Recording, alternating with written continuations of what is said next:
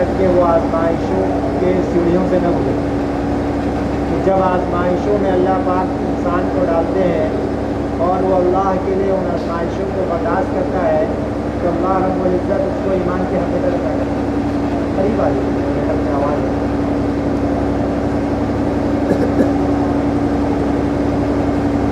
ایمان کو مکمل کرنے کے لیے، ایمان کو مضبوط کرنے کے لیے اللہ رب العزت انسان کو آزمائشوں میں ڈالتا ہے۔ قرآن پاک کی آیت میں نے پڑھی کہ اللہ رب العزت نے ابراہیم علیہ السلام کو بھی اس طریقے سے آزمائشوں میں ڈالا۔ وَإِذِ ابْتَلَىٰ إِبْرَاهِيمَ رَبُّهُ بِكَلِمَاتٍ، چند کلمات کے ذریعے سے اللہ پاک نے ان کو آزمایا۔ وہ آزمائش کیسی تھی کہ سب سے پہلی آزمائش تو پہلے ایمان کے اعتبار سے تھی کہ ایسے گھر میں اللہ پاک نے ان کو پیدا کیا کہ ان کے والد صاحب جو تھے وہ بت پرست بھی تھے اور بت تراش بھی تھے، یعنی بتوں کی عبادت بھی کرتے تھے، اب بت بناتے بھی تھے، ان کے گھر میں بت بنتا تھا، مورتی بنتی تھی۔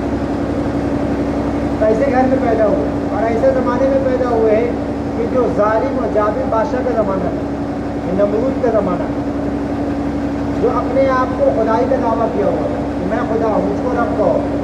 ایسے زمانے میں اللہ نے پیدا کیا، اور اس زمانے میں پیدا کرنا اور اس زمانے میں پیدا ہونا یہ خود ایک آزمائش تھی۔ اس آزمائش کو کس طریقے سے پار کیا تو خود سوچا کہ رات کے وقت میں سوچ رہے ہیں، چاند کو دیکھا، ستاروں کو دیکھا تو سوچا کہ لگتا ہے کہ میرا رب یہی ہے، میرا رب یہی ہے۔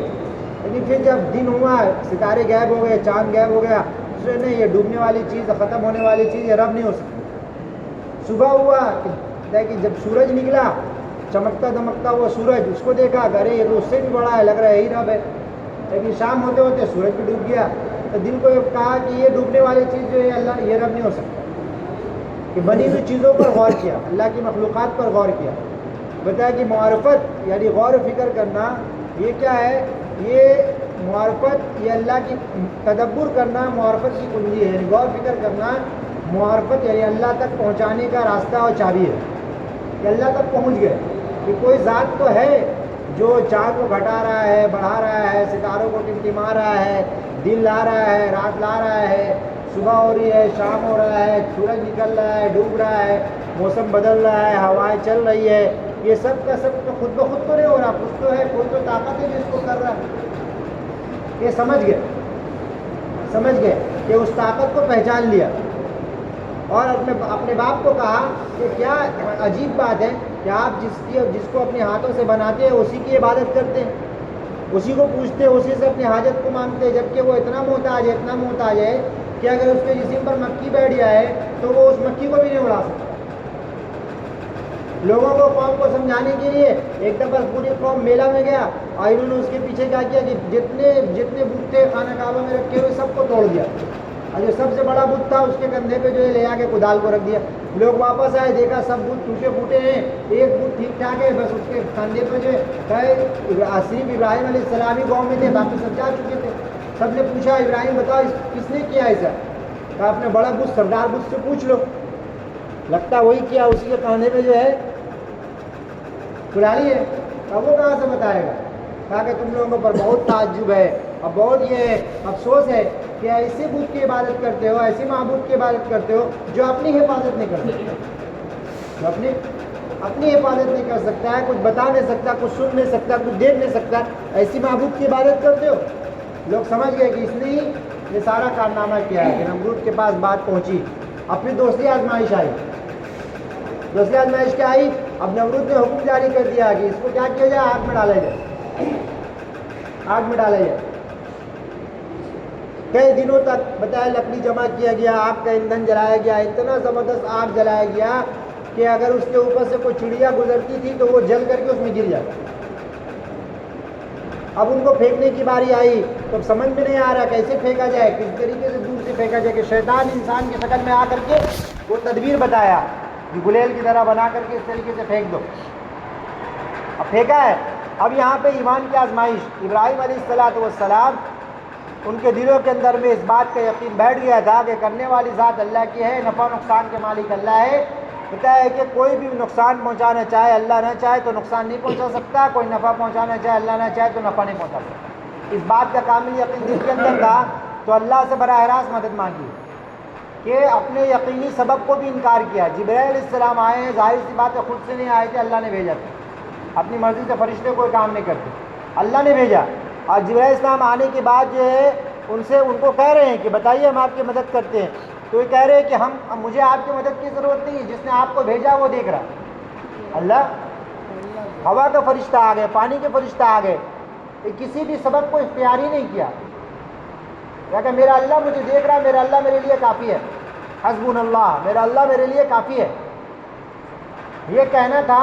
تو اللہ نے بھی اپنے خلیل کی مدد کرنے کے لیے کسی بھی سبب کا استعمال نہیں کیا، کہ ہاں پانی کا استعمال کیا بجھانے کے لیے، ہوا کا استعمال کیا بجھانے کے لیے، جبرائیل السلام کو حکم کر دیتے پر کے کونا سے اس کو اٹھا کر کے پھینک دیتے آپ کو، لیکن کسی بھی سبب پہ براہ راست اللہ نے کیا کیا کہ جس طریقے سے جبرائیل اللہ کی مخلوق، پانی اللہ کی مخلوق، ہوا اللہ کی مخلوق، آگ بھی اللہ کی مخلوق، اللہ نے براہ راست حکم دیا قلنا یا نار کونی بردا، اے ابراہیم، اے میری آگ تو کیا ہو جائے، میری ابراہیم کے لیے سلامتی کے ساتھ ٹھنڈی ہو جائے، ایسی سلامتی کے ساتھ، اتنا بھی ٹھنڈا نہ ہو کہ مصیبت ہو جائے۔ تو بتایا اس حکم پر آگ نے ابراہیم علیہ السلام کو اپنی گود میں اس طرح لیا ہے جس طریقے سے ماں اپنے بچے کو گود میں لیتی ہے، ماں اپنے بچے کو گود میں لیتی ہے۔ جب ابراہیم علیہ السلام کو پھینکا گیا ہے تو آگ نے ان کو گود میں لیا ہے، 40 دن تک آگ کے اندر میں ابراہیم علیہ السلام رہے ہیں، اور ایک ہرن آتا تھا جس کا دودھ پیتے تھے، اور آسمان سے پھل آتا تھا جس کو کھاتے تھے۔ 40 دن 40 رات آگ کے اندر میں رہے، اور اللہ نے آگ کو باغ بنا دیا۔ اللہ نے اس بات کے یقین کو نکالا تھا کہ آگ کے اندر بھی نفع نقصان دینے کی طاقت نہیں ہے، طاقت اللہ کی ذات کے اندر میں۔ براہ راست اللہ سے امید رکھا، براہ راست اللہ پر توکل کیا، براہ راست اللہ پر ایمان و یقین رکھا، اللہ نے بھی براہ راست مدد کی کسی بھی سبب کے۔ ہم بھی اگر اپنے اللہ سے اعتماد اور بھروسہ، ہم کیا کرتے ہیں کہ ہم اسباب کے ساتھ اللہ پر اعتماد اور بھروسہ کرتے ہیں تو اللہ ہماری ضرورتوں کو اسباب کے ساتھ ہی پورا کرتا ہے۔ اگر ہم اسباب کا انکار نہیں ہے، بتا اسباب کا انکار جہالت ہے، لیکن اسباب کا یقین یہ شرک ہے۔ اسباب کا یقین، اسباب کا اختیار ہے لیکن اسباب کا یقین نہیں ہے کہ اس سے ہی ہوگا، کرنے والی ذات تو اللہ کی ہے، اور اللہ مسبب الاسباب ہے، تمام اسباب کو بنانے والا ہے۔ دوسرے آزمائش میں بھی پاس کر گئے، کلمات فاتمہن، کہ انہوں نے ان آزمائشوں کو پورا کیا۔ اب آگ سے نکلے ہیں لوگ، دیکھ کر کے ایمان قبول کرنے لگے۔ اب یہ کیا کیا، نمرود نے کہا کہ ملک کو چھوڑو، بھگاؤ اس کو یہاں سے، نکالو۔ وہاں سے نکل گئے، ملک شام چلے گئے۔ وہاں جو ہے بتایا کہ اللہ پاک نے جو ہے ایک اولاد عطا کیا، اسماعیل علیہ السلام، ایک اولاد عطا کیا، اولاد سے بہت محبت ہو گئی۔ اب جو ہے اللہ نے حکم دیا ہے کہ اپنی بیوی کو اور اپنے بچے کو لے جائیے۔ کہاں لے جائیے یہ بھی نہیں بتایا، آپ لے کے نکل جائیے، جبرائیل علیہ السلام رہبری کریں گے۔ جبرائیل السلام چھوڑنا کہاں ہے، لے کے نکل گئے، نہ بیوی کو بتایا نہ بچے کو بتایا، لے کے نکل گئے۔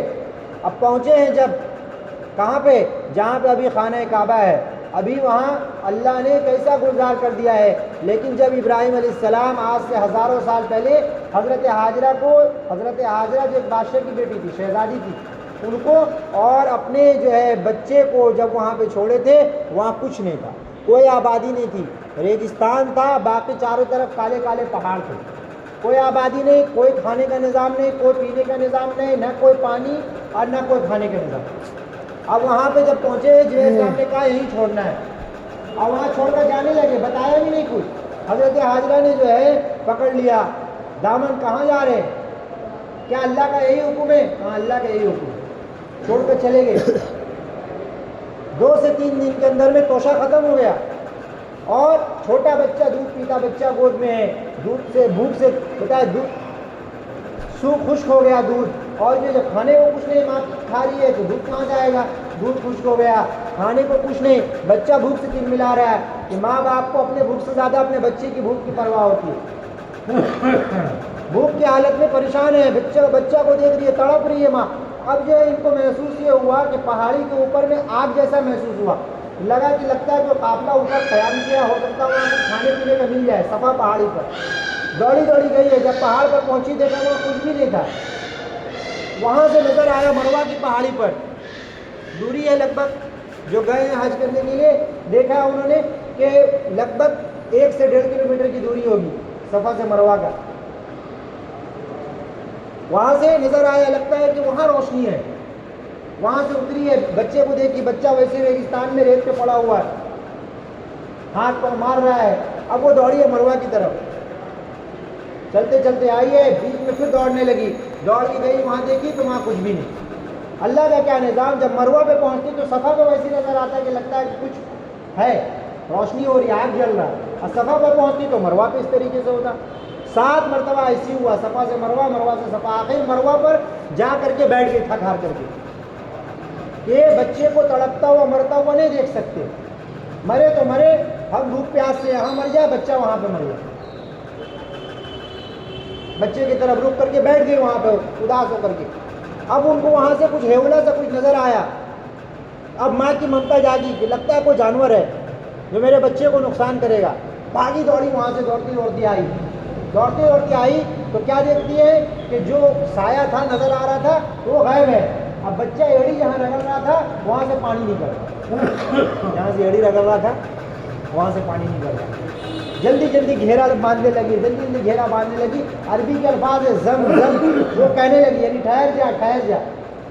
تو جس طریقے سے اس کو گھیرا تھا مٹی سے ایسے اس طریقے سے وہ ایک کنواں کا جیسا بن گیا، پانی اس میں سے نکلنے لگا. اور اللہ نے ایسا پانی نکالا کہ اس پانی کو پینے سے بھوک بھی ختم ہو جاتا. آج تک اللہ پاک نے اس زمزم کے اندر میں صفت رکھی ہے کہ اگر اس کو بھوک کے مٹانے کی نیت سے آدمی پیے تو بھوک ختم ہو جائے، پانی پینے پیاس کی نیت سے پیے پیاس ختم ہو جائے، شفا کی نیت سے پیے شفا مل جائے. یہ قربانی، ایک دوسری قربانی اور یہ تیسری آزمائش، اس پر بھی کھڑا اتر گئے. اب کیا ہوا کہ اللہ پاک نے اس وادی غیر ذی زرع، کتاب نے لکھا وادی غیر ذی زرع، یعنی ایسی وادی اور ایسا میدان جہاں پہ کسی زندگی کا کوئی وجود نہیں، کسی زندگی کا کوئی جان وہاں ہے ہی نہیں ہے، بالکل ریگستان، مٹی، سب کچھ نہیں تھا. اب جو ہے جب ایک قافلہ صبح میں وہاں پار ہوا، 2-3 دن کے بعد دیکھا پانی بہت اچھا پانی ہے، قافلہ وہاں ٹھہر گیا. ایک قافلہ، 2 قافلہ. پہلے لوگ تو ایسی زندگی، کوئی تو ان کا نہیں ہوتا تھا، کھانا بدوش والی زندگی ہوتی تھی. ایک جو ہے شہر بس گیا، اللہ نے بسایا، اللہ نے بسایا. 6 سال یا 7 سال کے بعد حکم ہوا ابراہیم علیہ السلام کو کہ جائیے. 2-2.5 سال کے بعد بھی ایک بار حکم ہوا کہ جا کر کے دیکھ کے آ جائیے، دور سے دیکھ کر آ گئے. 7 سال کے بعد پھر حکم ہوا جائیے جو ہے اپنے بیوی بچے سے مل لیجیے. پھر ملاقات ہوا، اس کے بعد کہا ٹھیک ہے اب آپ اپنے بیوی بچے کے درمیان رہ سکتے ہیں. 7-7.5 سال کا وقت گزر گیا. بچہ جس کو گود میں چھوڑا تھا وہ 7-7.5 سال کا بچہ ہو گیا. اب جو ہے پھر ساتھ میں رہے 2-2.5 سال، اور اس کے بعد پھر جو ہے خواب میں دیکھ رہے ہیں کہ ہم نے بچے کو ذبح کر. 1 دن دیکھا، 2 دن دیکھا، 3 دن دیکھا. اور نبی کا خواب سچا ہوتا ہے، خواب تو اس کو کرنا پڑے گا. بیوی کو بھی نہیں بتایا، بچے کو کہا، بیوی کو کہا بچے کو تیار کرو، ہم اس کو جو لے کے جا رہے ہیں گھمانے کے لیے. بچہ بہت خوش کہ باپ گھمانے کے لیے لے کے جا رہا ہے. اچھا کپڑا تیار پہنا دیا گیا، اور جو ہے لے کر کے ابراہیم علیہ السلام بچے کو لے کے نکل گئے. ادھر پیچھے آیا شیطان انسان کی شکل میں حضرت حاجر علیہ السلام کے پاس. سب سے پہلے کہ سب سے پہلا شیطان کا جو دال گلتا ہے وہ عورت کے پاس گلتا ہے، عورت کو سب سے پہلے لیتا ہے. اس نے کہا پہلے اپنی عورت کو بناؤ، اگر یہ بن گئی نسل بن جائے گی. آیا سب سے پہلے بہکانے کے لیے. کہا جانتے ہیں گھمانے نہیں لے گئے، ذبح کرنے لے گئے. ایسا نہیں ہو سکتا، اپنے بچے سے بہت محبت کرتے. بچوں کا اللہ کا حکم ہے. نو لاہور پڑھے اور اس کو حاجر نے کنکری مارا. ابھی گئے سب حاجی 3 جگہ جو ہے کنکری مارتے ہیں، 3 دن تک کنکری مارا جاتا ہے، رمی جمرات کہتے ہیں اس کو. ایک ایک ادا کو اللہ پاک نے جو قربانیوں سے وجود میں آئی قیامت تک کے لیے اللہ پاک نے اس کو ایک ایک ادا کو قیامت تک کے لیے نشانی بنا دیا. حضرت حاجرہ کا دور صفا مروہ کی سعی، اس کے بغیر نہ عمرہ ہوگا نہ حج ہوگا. جہاں دوڑنا وہاں دوڑنے کا حکم ہے، جہاں عورت کو اکڑ کر چلنے کا حکم ہے. سب جگہ لچک کر چلو، وہاں اکڑ کر چلو. مرد کو جو ہے تیز چلنے کا حکم ہے، دوڑنے کا حکم ہے. لال ہری بتی لگی ہوئی ہے، دوڑنا پڑے گا وہاں پہ. رخ کعبہ کی طرف دیکھنا پڑے گا، جہاں کعبہ بنا ہوا وہیں پہ ابراہیم اسماعیل علیہ السلام کو چھوڑا تھا. پھر تھوڑی دور پہنچے ہیں، پہنچا بچے کے پاس. بیٹا کہاں جا رہے ہو؟ تو ابا گھمانے لے جا رہے، گھمانے نہیں لے جا رہے، اس کو بھی اشارہ کیا ذبح کرنے لے جا رہے، ان کا اللہ نے حکم دیا ہے، انہوں نے بھی جو ہے کنکری مارا، پتھر مارا، بات شیطان مردود، میرے اللہ کا حکم ہے تو رکاوٹ بن گیا، لے کے پہنچے مینا، جہاں سے شروعات ہوتا ہے آج کا، لے کے پہنچے ابراہیم علیہ السلام کے پاس، شیطان اب آیا داؤ لے کر کے، آپ بوڑھا ہو گئے ہیں، 90 برس 92 برس کی عمر میں اللہ نے اولاد دیا تھا، بڑھاپے کا سہارا ہے، اس کو آپ ذبح کر رہے ہیں اللہ کے لیے۔ اب حضرت ابراہیم نے کنکری مارا، یہ 3 کنکری بھگایا اس کو، اور اس کے بعد جو ہے ابراہیم علیہ السلام نے اپنے بیٹے کو لٹایا۔ ہم تھوڑا سا 10 دن اپنے جانور کے ساتھ یہ محبت بڑھ جاتی ہے تو چھری چلانے میں لگتا ہے، بچے سے کیسی محبت تھی، لیکن اللہ کے حکم پر کہ بتایا کہ بچے کی بھی اللہ ماں نے ایسی تربیت کی ہے کہ بچے کو سب کچھ معلوم ہونے کے بعد بھی اب بھاگ نہیں رہے ہیں بلکہ اپنے ابا کو کہہ رہے ہیں۔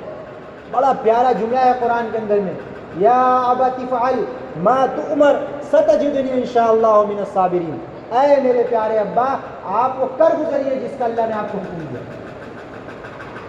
آپ انشاءاللہ من الصابرین، آپ ہم کو صبر کرنے والے پائیں گے، اللہ نے چاہا تو آپ ہم کو صبر کرنے والے پائیں گے۔ قمیص جو پہنا ہوا تھا اتارا، کہا میری امی کو دے دیجیے گا میری نشانی کے طور پہ، اور اللہ کا حکم میری محبت میں ٹوٹ نہ جائے، آپ اپنے آنکھوں پہ پٹی باندھ دیجیے ابا، اور ہم کو جو ہے الٹا کر دیجیے، کہیں میرے خون کے چھینٹے سے آپ کے کپڑے گندے نہ ہو جائے۔ 9 سال 10 سال کا بچہ اپنے ابا کو، کیا منظر ہوگا، فرشتے بھی حیران ہیں کہ اللہ یہ اپنے خلیل کو آپ کیسی آزمائش میں ڈال رہے ہیں، خلیل کے ہاتھ میں ذرہ برابر جب کپاہٹ نہیں آ رہی ہے، اللہ کے حکم کے لیے چھری لے کر تیار ہے،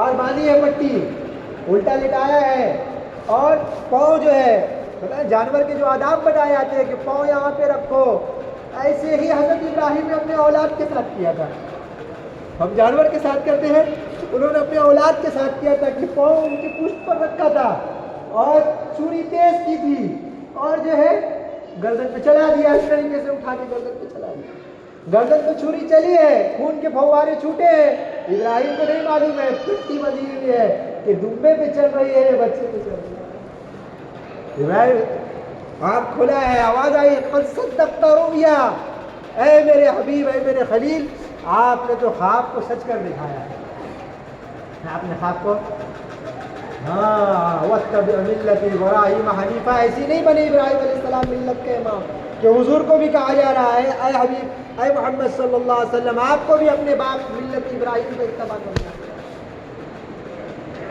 ہے۔ کیا دیکھا، جبرائیل السلام لے کے کھڑے ہیں اسماعیل علیہ السلام کو، اور ان کی جگہ میں جنت کا دمبا آیا ہوا ذبح ہوا پڑا ہے، اس کے بعد پھر اللہ پاک نے قربان کرنے پر، قربانی ضائع نہیں ہوتی ہے، قربانی کا بدل اللہ دیتے ہیں، ایک اور اولاد کی خوشخبری ہم آپ کو دیتے ہیں، اس اولاد کو جس کو آپ نے قربان کیا ہے، ان کی نسل پر ہم امام الانبیاء کے آنے کی ہم آپ کو خوشخبری دیتے ہیں، وہ نبی جن کو نہ وحی نہ ہوتا تو ہم پوری کائنات کو نہ بناتے، اور وہ نبی جس کے تعلیم تمام انبیاء ہے، آپ کے اولاد میں وہ نبی دنیا کے اندر آئے گی، اور دوسرا اولاد ایوب آپ کو یعقوب دے رہے ہیں، ان کی نسل میں 70,000 انبیاء آئیں گے، کتنے؟ ایک اولاد کے قربان کرنے پر 70,000 بنی اسرائیل، ایک پوری قوم چلی، بڑے بڑے انبیاء موسیٰ، عیسیٰ علیہ السلام، اس یوسف یعقوب دانیال علیہ السلام جیسے نبی ان کی نسل میں، اور ان کی نسل میں کوئی نبی نہیں اللہ نے بچا کر رکھا امام الانبیاء کو، ان کی نسل میں اسماعیل علیہ السلام سے لے کر کے زمانہ جاہلیت بھی بیچ میں آیا، لیکن حضور پاک علیہ السلام کی نسل کو ایسا پاک اللہ نے رکھا کہ کسی نے اس نسل میں زنا نہیں کیا تھا، زنا عام تھا حضور کے زمانے میں، ہاشمی خاندان نے کسی نے زنا نہیں کیا تھا، ہاشمی خاندان کے سپرد کعبے کی دیکھ بھال کی، اور وہ ہاشم ان کا لقب اس لیے پڑا تھا کہ وہ حاجیوں کی خدمت کیا کرتے تھے اور روٹی گوشت کھلایا کرتے تھے، ایسی قوم میں اللہ پاک نے ایسا نسل کو بتایا جو قربانی دین کے لیے دے گا، اللہ اس کی بھی حفاظت کرے گا، اس کی نسلوں کی بھی حفاظت کرے گا، اس کی بھی پلے کا انتظام کرے گا، اس کی نسلوں کے بھی پلے کا انتظام کرے گا۔ اللہ معاف کرے، ہم دین کی محنت کرتے ہیں، ہم کو خود اپنے ہی زندگی کے بننے کا یقین نہیں ہے، نسلوں کے بننے کا تو بہت دور کی بات ہے، اور یہ قربانی اور یہ بقرعید یہ صرف قصہ کہانی سن لیا جائے ممبر سے، یہ تو ایک واقعہ ہے اللہ نے کیسے امام بنایا کہ جب آزمائشیں ڈالی گئی آزمائشوں پر کھرا اترے اللہ نے قبول کر لیا اور نسلوں کو بھی کیا کر دیا، اس گھر کو جس گھر کا قیامت تک طواف ہوتا رہے گا ان باپ بیٹے کو ذریعہ بنایا۔ کہ مزدور کون تھا کہ یہی حضرت حاجرہ اور حضرت اسماعیل مزدور تھے اور مستری حضرت ابراہیم علیہ السلام تھے اور کعبے کی تعمیر ہو رہی تھی۔ پاؤں کے نشان کو اللہ نے محفوظ رکھا، لوگ جاتے ہیں عظمت اور محبت سے جالی سے جھانک جھانک کر اس پاؤں کے نشان کو دیکھتے ہیں جو حضرت ابراہیم علیہ السلام کا پاؤں کا مقام ابراہیم، واتخذوا من مقام ابراہیم مصلی، اس مقام ابراہیم کو اللہ نے مصلی بنا دیا، قبلہ بنا دیا کہ نماز پڑھو اس رخ کی طرف۔ اللہ قربانی کو ضائع نہیں کرتے، اس لیے ہم سب سے بھی اس بات کا مطالبہ ہے کہ ہم بھی اپنے جان و مال کی قربانی ہم دیں، جتنا دیں گے اللہ اس سے کہیں زیادہ دنیا کے اندر عطا کریں گے، اب آپ اس کا اتنا بدل اللہ قیامت میں اور آخرت میں عطا کریں گے کہ آدمی سوچ نہیں۔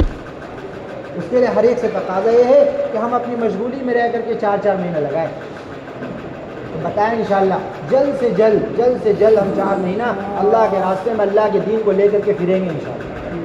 بہت سے تیار ہے بتائیں مجھے 15 جون سے اگر وہ تیار ہیں تو بتائیں، تو آپ 15 جون ریل پارک کا اجتماع ہے، اس کی جماعتیں بن رہی ہیں۔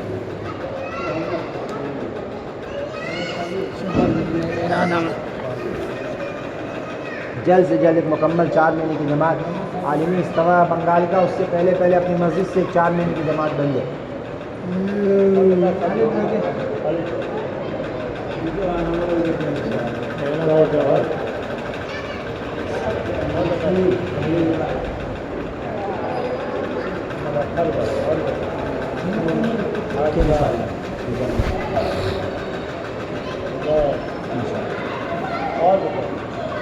جمعہ سے 3 دن کے لیے بتائیں